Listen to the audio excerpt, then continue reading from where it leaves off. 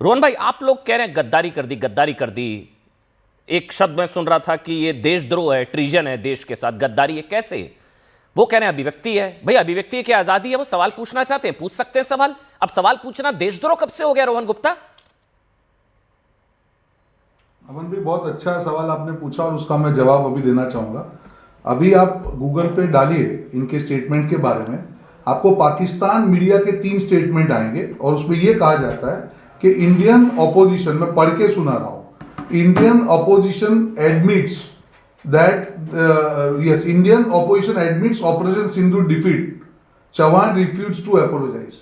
ये पाकिस्तान मीडिया के ऊपर हेडलाइन चल रही है और ये संयोग नहीं, ये प्रयोग है। आपने बिल्कुल सही बोला, उनको पाकिस्तानी चैनल पे उनको हीरो बनना है, वहीं ना कहीं उनको आईबॉल्स कैप्चर करना है। ये मानसिकता क्या है? और एक गलती हो तो ठीक है अमन भाई, आप अजय राय का वो स्टेटमेंट याद कीजिए। ये गद्दारी कैसे है, देशद्रोह कैसे है, मुझे ये समझाइए। मिर्ची टंगा के बिल्कुल गद्दारी। अगर आपका दुश्मन, आपके नेता, आपके जो नेता यहाँ के हैं, उसके स्टेटमेंट में मिसयूज करेंगे इंटरनेशनली, इससे बड़ा गद्दारी क्या होगा? आप पाकिस्तान जैसे दुश्मन, पाकिस्तान में हीरो बनना गद्दार होना है, मनोबल कमजोर करे। बिल्कुल है, आपके दुश्मन के अगर आप हीरो है तो गद्दारी हुए देश में, और क्या हुआ? अजय राय नींबू मिर्ची लटका के घूम रहे हैं राफेल पे, ये गद्दारी नहीं है तो क्या हुआ? जो सेना ने मुंह तोड़ पाकिस्तान को जवाब दिया, ऑपरेशन सिंदूर में पूरे देश का सर फख्र से ऊपर किया, आप ये कहते हैं कि पहले दिन हमारी हार हुई? आपको शर्म नहीं आती?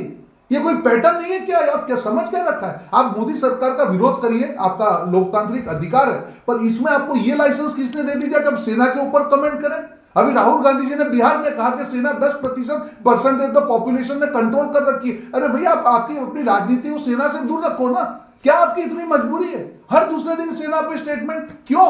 आपको कोर्ट ने भी लताड़ा है कि भैया आप सेना का अपमान मत करिए, ये सब सेंसिटिव चीजें हैं, आपको समझ ही नहीं आते। कितने राफेल गिरा? सेना बोलती है कि पाकिस्तान के सेना अध्यक्ष ने सामने से फोन करके हमको सीज फायर का रिक्वेस्ट किया, पूरी डिबेट उसके ऊपर आप कर रहे हैं। वापस पाकिस्तानी मीडिया आपको हीरो बना के दिखा रहा है। देखिए, इंडियन ऑपोजिशन, पाकिस्तानी की आर्मी, मुझे याद है बैठ के राहुल गांधी का स्टेटमेंट अपनी प्रेस कॉन्फ्रेंस में दिखा, मुझे याद है। आप क्या बात कर रहे हैं अमन भाई? इससे बड़ी गद्दारी क्या है देश से? शाहबाज तो रो रहा था, मुझे याद है, वहां का प्रधानमंत्री, उसकी दाढ़ें इतनी तेज थी, उसकी रुदालियां, पूरा पाकिस्तान वो रो रहा था, कह रहा था कि हम भारत पर सुबह 4:30 बजे फजर की नमाज के बाद हमला करने वाले थे, उससे पहले भारत ने ब्रह्मोस मार दी। वहां का प्रधानमंत्री रो रहा है और कांग्रेस पार्टी के नेता कह रहे हैं कि नहीं, हम तो पहले ही दिन हार गए थे। निकुल भाई, कुछ जस्टिफिकेशन है इस बयान का? आपको लगता? फिर आप लोग कहते हैं वोट चोरी, वोट चोरी, वोट चोरी। बयान आप ऐसे देते हैं, फिर कहते हैं वोट चोरी हो गई। प्रभु, सबसे पहले मैं ये कहना चाहता हूँ, देश की जो भी सेना है, बराबर है, वो देश के लिए जो कार्य करती है वो हमेशा सम्माननीय है। क्योंकि कांग्रेस के समय में भी हमने देखा किस तरह पाकिस्तान के 2 टुकड़े किए गए। और अभी इनिशियली हमने जो भी आप बोल रहे हैं उसको मैं इसलिए खारिज करना चाहता हूँ कि कांग्रेस कतई ऐसा नहीं सोचता है कि देश की सेना को कोई तकलीफ है। सेकेंडली, मैं बताना चाहूंगा कि जिस तरह ऑपरेशन सिंदूर में कांग्रेस ने सरकार को सपोर्ट किया, आई थिंक विपक्ष पूरी तरह सरकार के साथ था। लेकिन जिस तरह पूरा ऑपरेशन चला और उसके बाद जो भी तथ्य सामने आए, तो उस पर अगर सवाल उठाना अगर देशद्रोह है तो शायद वो भारतीय जनता पार्टी की मानसिकता हो सकती है। लेकिन एक हेल्दी डेमोक्रेटिक स्ट्रक्चर में कोई भी अगर सवाल उठता है तो उसका जवाब या उसका जो भी हेल्दी डेमोक्रेटिक स्ट्रक्चर में निकुल भाई, पाकिस्तान को सपोर्ट करना, मुनीर का गुणगान करना और अपनी आर्मी को टारगेट करना, ये अलाउड होना चाहिए? आपको लगता है अभिव्यक्ति की आजादी है? निकुल, डॉक्टर निकुल, आप ये मुद्दा दूसरी ओर ले जा रहे हैं, इसीलिए नहीं, मैं पृथ्वीराज चौहान की तरफ लेके जा रहा हूं, मैं कहीं और नहीं लेके जा रहा हूं। पृथ्वीराज चौहान, आपका परसेप्शंस जो है या आपका जो थॉट प्रोसेस है उसमें आपको ये दिखाई दे रहा है। पृथ्वीराज चौहान, यही सही लगेगा। पृथ्वीराज चौहान नाम सुनाई दे रहा है ना? बीजेपी के नेता नहीं है सर। पृथ्वीराज चौहान महाराष्ट्र के पूर्व मुख्यमंत्री, गांधी परिवार के करीबी, बहुत सीनियर लीडर, प्रधानमंत्री कार्यालय में राज्य मंत्री। उन्होंने कहा है कि हम तो पहले ही दिन हार गए थे और भारतीय सेना ग्राउंडेड हो गई थी, कोई प्रभावी ढंग से विमान ही नहीं भर सका, कोई बुरा हाल था मतलब हम लोगों का। ये ठीक है? आप ये support this statement doctor Patel? I think Anil Chauhan ji का 21 मई का स्टेटमेंट आपने सिंगापुर में कोर्ट देखा होगा शायद, कि उन्होंने कहा था कि मैं एक्नॉलेज करता हूं कि इनिशियली हमने कुछ लॉसेस किया था, तो क्या ये स्टेटमेंट को हम ये समझे तो कि इसका मतलब है हम पहले दिन पूरी तरह से पराजित हो गए थे, नहीं इसका ये नहीं, मतलब है? आप अभी आप दूसरी तरह ले जा रहे हैं। मैं अरे आपसे मैं कह रहा हूं आप पृथ्वीराज चौहान, अगर नहीं नहीं नहीं आप पृथ्वीराज अगर चौहान आप वो कह रहे हैं हम तो पहले इसका दिन पूरी जवाब तरह से पराजित हो गए थे।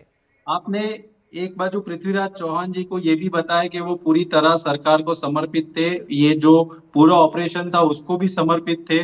लेकिन अगर कोई आधिकारिक रूप से बयान आता है और उस बयान के बाद अगर विपक्ष कोई सवाल पूछता है तो उसको देशद्रोह कैसे माना जाता है? कैसे माना मुझे ये जाता है? ठीक समझना है, है जब पूरी मैं पैनल से। अभी क्या हो रहा है सर डॉक्टर पटेल, अब क्या होगा, अब पाकिस्तान इस बयान को आधार बनाकर अब भारत पर निशाना साधेगा। देखो तुम्हारे यहां के नेता कह रहे तुम तो हार गए थे, तुम ऐसे ही बोल रहे थे सिंदूर में हमको पीट दिया तुम लोगों ने, तुम्हारी Already वहां पर हो गया, मेन, हम भी और हो वहां गया। हेडलाइंस हैं इस वक्त, राहुल गांधी तो हीरो भी बन आपको चुके ये हैं, भी एक्सेप्ट करना पड़ेगा, तो राहुल भारतीय गांधी जनता हीरो बन पार्टी चुके को हैं, ये भी पृथ्वीराज एक्सेप्ट करना चौहान पड़ेगा। हीरो बन चुके हैं आप वहां सुन पर, लीजिए, आप सुन और लीजिए, वो सबसे आप सुन बड़े लीजिए, इस, मैं आपका आंसर देता हूँ। हाँ हाँ मैं आपका उत्तर जनरल देता बख्शी हूँ, उसके आप बाद ये आ भी रहा हूं। सुन लीजिए। अगर ये आपका परिप्रेक्ष्य है, तो अगर डोनाल्ड ट्रंप ने लिखा है ट्वीट पे कि मैंने ऑपरेशन सिंदूर बंद करवाया, तो आपको ये भी बोलना पड़ेगा कि नहीं, मोदी जी ने नहीं करवाया बंद, या आपको पाकिस्तान ने नहीं सीडीएस खोला पर है, भरोसा है पर अपने, अमेरिका के डोनाल्ड ट्रंप ने बोला है कि सीडीएस पर व्यापार भरोसा होना है चाहिए, अपने, इसीलिए आपने बंद किया आपको अपने युद्ध। सीडीएस ये भी पर आपको भरोसा है, एक्सेप्ट करना आर्मी पड़ेगा। पर भरोसा है या नहीं है?